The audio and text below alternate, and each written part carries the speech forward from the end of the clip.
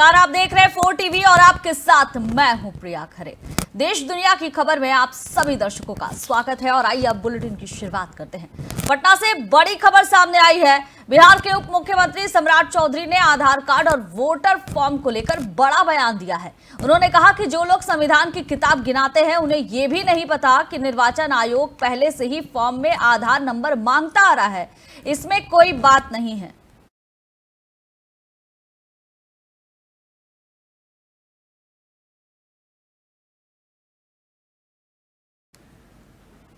सम्राट चौधरी ने कहा कि 9 तारीख को बिहार के 52% लोगों ने अपना फॉर्म भी जमा कर दिया है, लेकिन राहुल गांधी और तेजस्वी यादव को इसकी जानकारी तक नहीं है।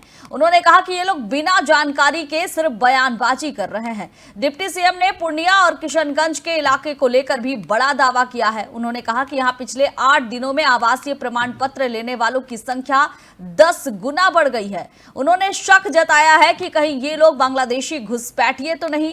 इसके लिए सरकार और निर्वाचन आयोग जांच कर रहे हैं। सम्राट चौधरी ने साफ कहा कि बिहार में किसी भी तरह के घुसपैठ बर्दाश्त नहीं की जाएगी और जरूरत पड़ी तो बड़ी कार्रवाई होगी। उन्होंने सलाह दिया है और पहले से बेचारे ये जो संविधान की किताब दिखाने वाले लोग हैं ना, इनको बेचारे को पता ही नहीं है। निर्वाचन आयोग ने जो फॉर्म दिया है उसमें पहले से आधार कार्ड मांगा जा रहा है, आधार नंबर मांगा जा रहा है, जन्म तिथि मांगा जा रहा है, मोबाइल नंबर मांगा जा रहा है, पिताजी, माताजी और पत्नी जी का सबका ईपिक नंबर मांगा जा रहा है। इसलिए कोई नई बात है ही नहीं, ये तो पहले से निर्वाचन आयोग सबसे मांग कर रहा है। ये हमारी जीत है, ये हमारी जीत है। अब देखिए वही तो मैं कह रहा हूँ कि जिसको बेचारे को पता ही नहीं है तो उसके बारे में क्या बात करना। उन्होंने सलाह दिया है और पहले से बेचारे ये जो संविधान की किताब। बीकानेर राजस्थान से बड़ी खबर सामने आई है। केंद्रीय मंत्री अर्जुन राम मेघवाल ने महाराष्ट्र में चल रहे भाषा विवाद पर अपनी बात रखी है। उन्होंने कहा कि भारत सरकार की राष्ट्रीय शिक्षा नीति 2020 में साफ कहा गया है कि हर भारतीय भाषा का सम्मान किया जाएगा, उसका प्रचार प्रसार भी होगा। उन्होंने बताया कि मराठी भाषा को शास्त्रीय भाषा का दर्जा दिया गया था। उन्होंने सवाल किया कि क्या कांग्रेस के शासनकाल में मराठी को ऐसा दर्जा मिला था।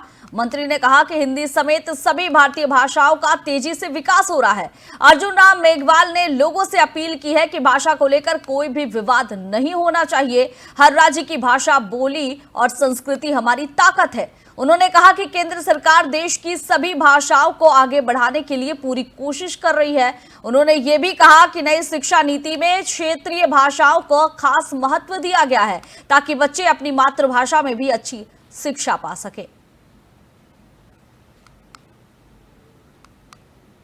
देखिए, ये नेशनल एजुकेशन पॉलिसी 2020 का हिस्सा है और भारत सरकार का ये साफ साफ कहना है, भारतीय भाषा कोई भी हो, हम उसका सम्मान करेंगे, उसको प्रमोट करेंगे। मराठी को तो हमने क्लासिकल लैंग्वेज का दर्जा दिया है। कांग्रेस ने दिया था क्या? मोदी जी के शासन में अभी मिला है। हिंदी का भी विकास हो रहा है, मराठी का भी विकास हो रहा है, सबका विकास हो रहा है। देखिए ये। और दिल्ली से राहत की खबर सामने आई है। दिल्ली की मुख्यमंत्री रेखा गुप्ता ने शुक्रवार को दिल्ली हाट आईएनए में आग लगने से दुकान खो चुके लोगों को मुआवजा चेक बांटा। मौके पर सीएम ने कहा कि दिल्ली की नई भाजपा सरकार ने घटना के 60 दिन के अंदर 24 प्रभावित लोगों को 5-5 लाख रुपए की मदद दी है। मुख्यमंत्री ने बताया कि सरकार ने न सिर्फ मुआवजा दिया है बल्कि आग से जो दुकानों का किराया माने जल गई है दुकानें, उन्हें किराया भी उनका माफ कर दिया गया है। उन्होंने कहा कि अगर सरकार तुरंत मदद नहीं पहुंचाती तो पीड़ितों के लिए ये मदद बेकार साबित होती। दिल्ली हाट में कुछ समय पहले भीषण आग लगी थी जिसमें कई दुकानदारों का सारा सामान जलकर खाक हो गया था। दुकानदारों ने सरकार से तुरंत मदद की मांग की थी। मुख्यमंत्री ने भरोसा दिलाया था कि सरकार हमेशा ही उनके साथ खड़ी रहेगी, भविष्य में भी हर संभव मदद दी जाएगी। मौके पर स्थानीय लोग और व्यापारी भी मौजूद रहे। सभी ने सरकार के इस कदम की तारीफ की।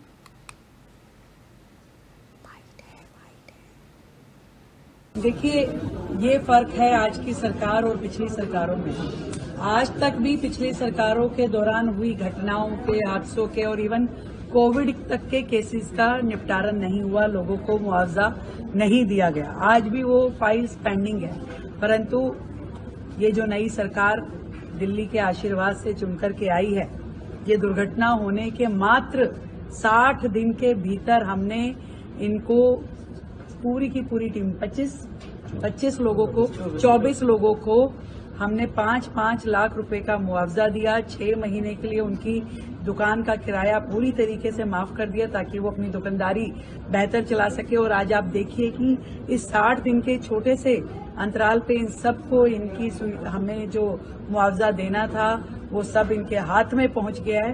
तो इस तरीके से अगर आप समय से किसी को मदद नहीं देंगे तो उसके लिए वो मदद बेकार हो जाती है। पिछली सरकार के समय के कोविड की डेथ के लोग आज भी हमारे पास घूम रहे हैं। उनके बच्चे कहते हैं कि हमें आज तक हमारे डॉक्टर पिताजी जो सरकार की सेवा कर रहे थे उनका मुआवजा नहीं मिला।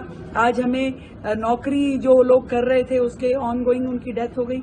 मतलब ऐसे केसेस सामने आते हैं जैसे सुन के बड़ी तकलीफ होती है। पर मैं अपने आप को ये कहना चाहती हूँ कि हमें तसल्ली है कि न्याय देने की प्रक्रिया अब कहीं पे भी रुकेगी नहीं। देखिए, राजस्थान की राजधानी जयपुर से बड़ी खबर सामने आई है। मुख्यमंत्री भजनलाल शर्मा ने सीएमआर में rising Rajasthan global investment summit के तहत हुई MOU की समीक्षा बैठक की अध्यक्षता की। बैठक में राज्य में निवेश को लेकर किए गए समझौता ज्ञापनों की प्रगति पर चर्चा हुई। मुख्यमंत्री ने अधिकारियों से कहा कि जो भी कंपनियां और निवेशक राजस्थान में निवेश करना चाहते हैं उनके हर जरूरत को प्राथमिकता से पूरा किया जाएगा। उन्होंने कहा कि जितने भी MOU हुए हैं उन पर तेजी से काम हो ताकि ज्यादा से ज्यादा निवेशक राज्य में आए। बैठक में कई विभागों के वरिष्ठ अधिकारी मौजूद रहे। मुख्यमंत्री ने सभी अधिकारियों को निर्देश दिए हैं कि निवेशकों को किसी तरह की दिक्कत ना हो, इसके लिए हर स्तर पर निगरानी रखी जाए। बता दें कि राजस्थान में रोजगार बढ़ाने और विकास को नई गति देने के लिए ग्लोबल इन्वेस्टमेंट समिट का आयोजन किया गया था। अब सरकार उसका पूरा फायदा राज्य को दिलाने में जुटी है। मुख्यमंत्री ने कहा कि निवेश से ही राजस्थान आगे बढ़ेगा।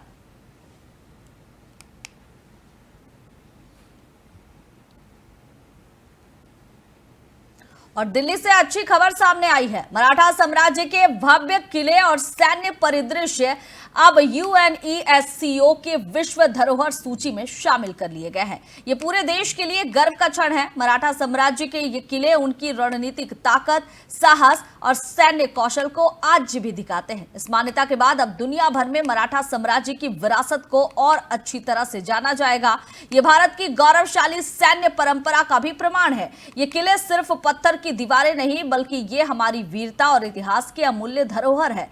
मराठा साम्राज्य ने अपने समय में जिस तरह दुर्गम पहाड़ियों पर किले बनवाकर दुश्मनों को मात दी थी वो आज भी सभी को प्रेरणा देती है। UNESCO की ये मान्यता देश के युवाओं को अपने इतिहास से जोड़ने में मदद करेगी। लोग इन किलों को देखने के लिए दूर दूर से आएंगे, हमारी विरासत को और नजदीक से जान पाएंगे। ये हर भारतीय के लिए गौरव की बात है।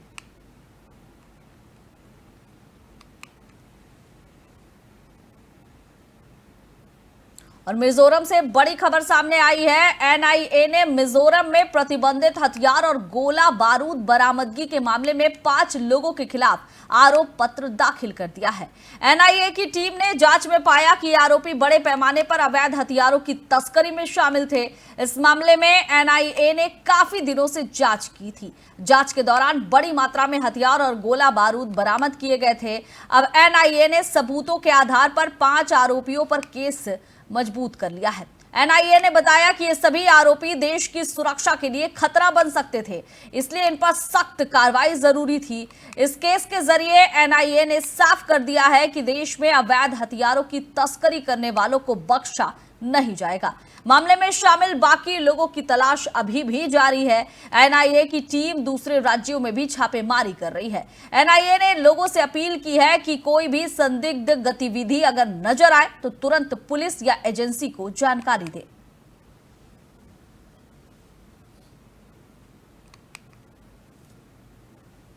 और ये खबर मुंबई से है। मुंबई एयरपोर्ट से सीमा शुल्क जोन 3 के एयरपोर्ट आयुक्तालय के अधिकारियों ने विदेशी जानवरों की तस्करी की कोशिश को नाकाम कर दिया है। अधिकारियों ने 3 मीरकैट, 2 ग्रेट बिल्ड तोते, 2 सुमतंड धारीधारी खरगोश और एक इंडो चाइनीज बॉक्स कछुआ बरामद किया है। ये सभी जानवर अवैध तरीके से मुंबई लाए जा रहे थे। अधिकारियों ने इस मामले में 2 लोगों को गिरफ्तार किया है। पकड़े गए आरोपियों से पूछताछ की जा रही है कि ये जानवर कहां से लाए गए थे और कहां भेजे जाने थे। सीमा शुल्क अधिकारियों ने बताया कि ये पूरी कार्रवाई सीमा शुल्क अधिनियम 1962 के तहत की गई है। विदेशी जानवरों की तस्करी पर सख्त नजर रखी जा रही है। मामले में और भी लोग शामिल हो सकते हैं। अधिकारियों ने कहा कि ऐसे मामले में आगे भी सख्त कदम उठाए जाएंगे। लोगों से अपील की गई है कि इस तरह की संदिग्ध गतिविधि दिखे तो तुरंत पुलिस या कस्टम विभाग को जानकारी दे।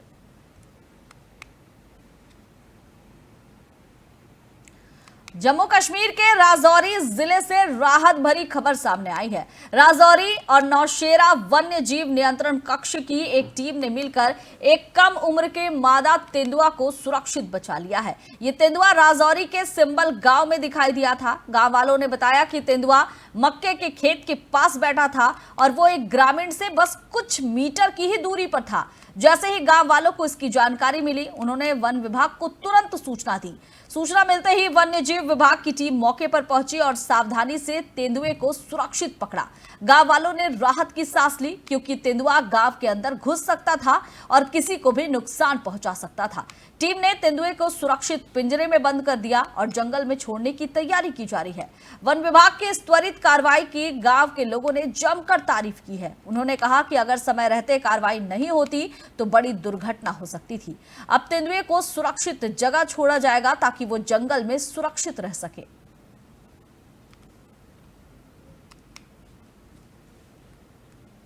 और संभल से कांवड़ यात्रा को लेकर बड़ी खबर है। यहां प्रशासन ने कांवड़ यात्रा को सुरक्षित और शांतिपूर्ण बनाने के लिए सख्त इंतजाम किए हैं। संभल जिले में भारी पुलिस फोर्स तैनात कर दी गई है ताकि कोई भी शरारती तत्व माहौल ना बिगाड़ सके। पुलिस ने कांवड़ यात्रा के सभी मुख्य मार्गों पर ड्रोन से निगरानी शुरू कर दी। ड्रोन से हर गतिविधि पर नजर रखी जा रही है ताकि किसी भी तरह की गड़बड़ी तुरंत पकड़ी जा सके। इसके अलावा पुलिस लगातार फ्लैग मार्च भी कर रही है ताकि लोगों में भरोसा बना रहे और माहौल शांतिपूर्ण रहे। जिला प्रशासन ने साफ किया है कि कांवड़ यात्रा में शामिल श्रद्धालुओं की सुरक्षा में कोई भी लापरवाही बर्दाश्त नहीं की जाएगी। पुलिस अधिकारी लगातार इलाके में गश्त कर रहे हैं। कांवड़ यात्रा के दौरान रास्तों पर सुरक्षा को लेकर चप्पे चप्पे पर पुलिसकर्मी तैनात है। यात्रियों से अपील की गई है कि वे किसी भी अफवाह पर ध्यान न दें और किसी भी संदिग्ध गतिविधियों की जानकारी तुरंत पुलिस को दे। प्रशासन ने लोगों से सहयोग करने की अपील भी की है।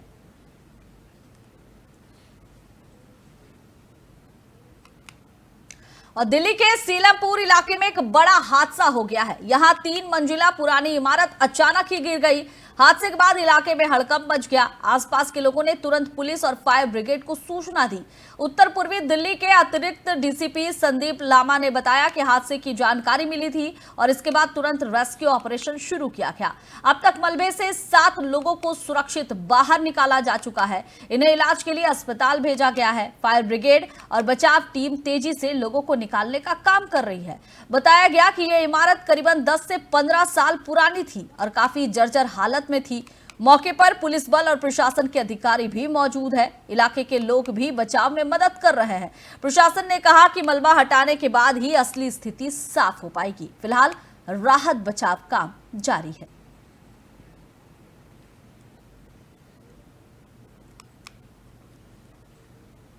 हापुड़ जिले के थाना पिलखुआ क्षेत्र के ग्राम रघुनाथपुर खेड़ा में दर्दनाक हादसा हो गया। तेज बारिश के कारण एक कच्चा मकान की छत भरभरा कर गिर गई।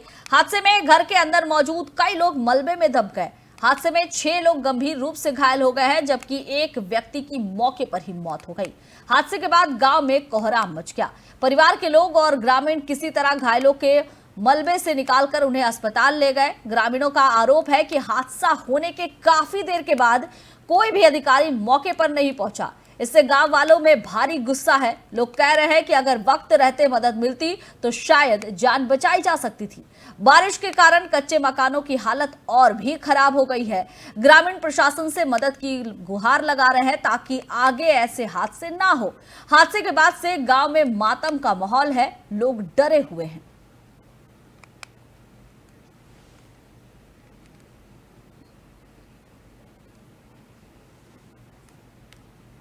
उत्तर प्रदेश के बांदा जिले में केन नदी का जलस्तर फिर से बढ़ने लगा है। बीते 24 घंटे में केन नदी का पानी करीबन 2 मीटर तक बढ़ गया है। केंद्रीय जल आयोग के मुताबिक भूरागढ़ में केन नदी का जलस्तर 99.88 मीटर पहुंच गया है, जबकि खतरे का निशान 104 मीटर पर है। यमुना नदी का स्तर भी 94.60 मीटर दर्ज हुआ है और ये भी खतरे के निशान की तरफ बढ़ रही है। नदियों के बढ़ते पानी से पैलानी क्षेत्र के करीबन 20 गांव और सदर तहसील के कई गांव में बाढ़ का खतरा बढ़ गया है।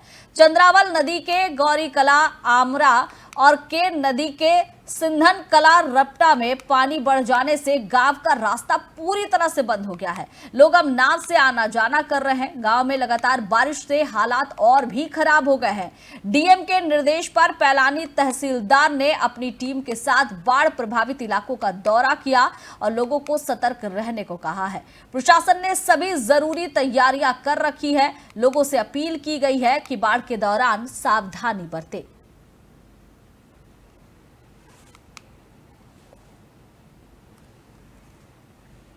तो ये बांदा की आपको तस्वीर दिखा रहे हैं। लगातार बारिश की वजह से नदियों का जलस्तर बढ़ रहा है।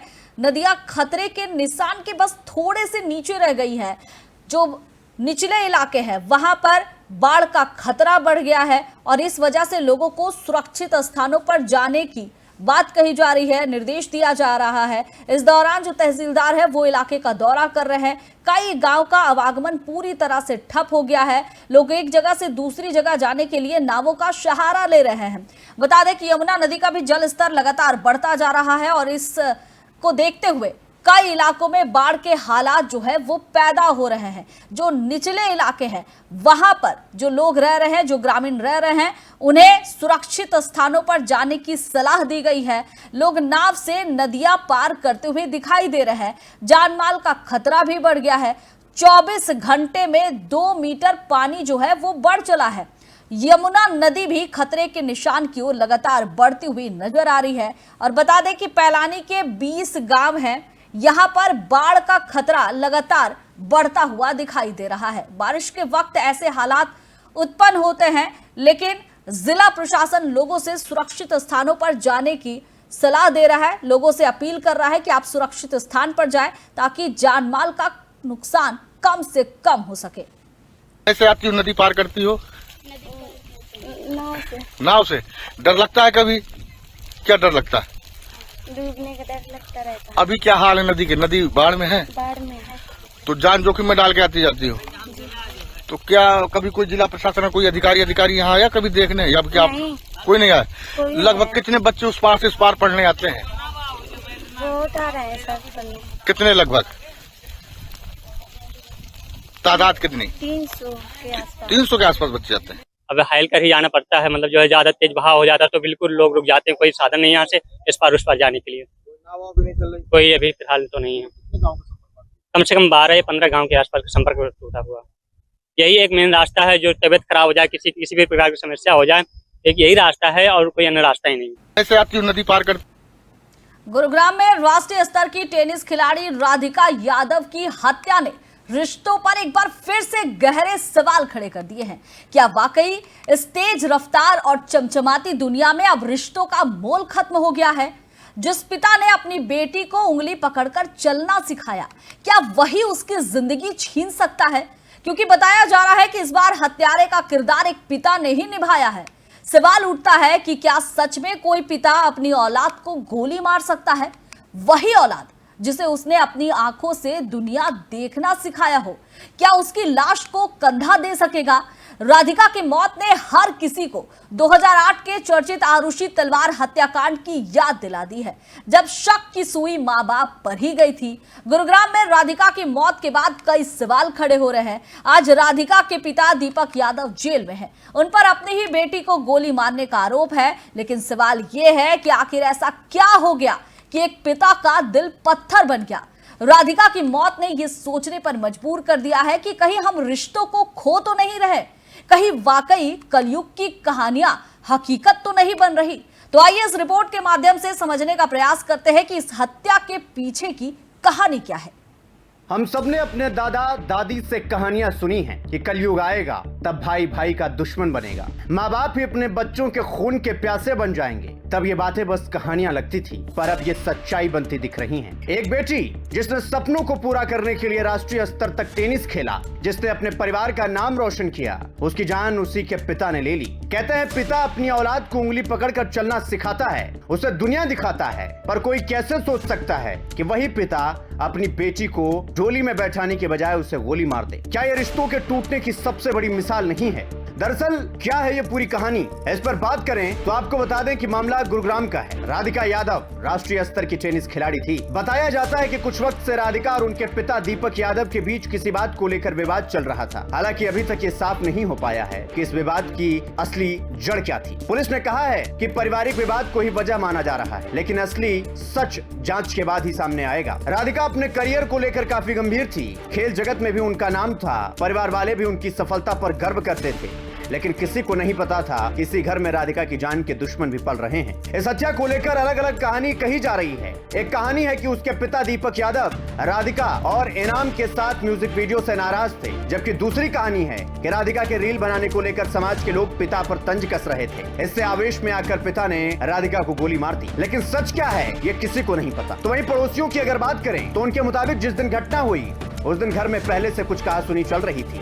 फिर दीपक यादव ने गुस्से में आकर पिस्तौल निकाली और राधिका पर 3 गोलियां चला दी। गोली लगते ही राधिका जमीन पर गिर पड़ी। परिवार वाले तुरंत उन्हें अस्पताल लेकर भागे, लेकिन तब तक बहुत देर हो चुकी थी। राधिका की हत्या ने लोगों को 2008 का चर्चित आरुषि तलवार हत्याकांड याद दिला दिया। तब भी शक की सुई माँ बाप पर ही गहराई हुई थी। नोएडा में 15-16 मई की रात 14 साल की आरुषि की हत्या कर दी गई थी। आरोप था कि उसके माता पिता ने ही उसकी जान ले ली। लंबी जांच, कोर्ट कचहरी और मीडिया ट्रायल के बाद तलवार दंपत्ति को बरी कर दिया गया, लेकिन आज भी लोगों के मन में सवाल है कि उस रात आखिर क्या हुआ था। अब गुरुग्राम की इस घटना ने फिर से वही सवाल खड़े कर दिए हैं।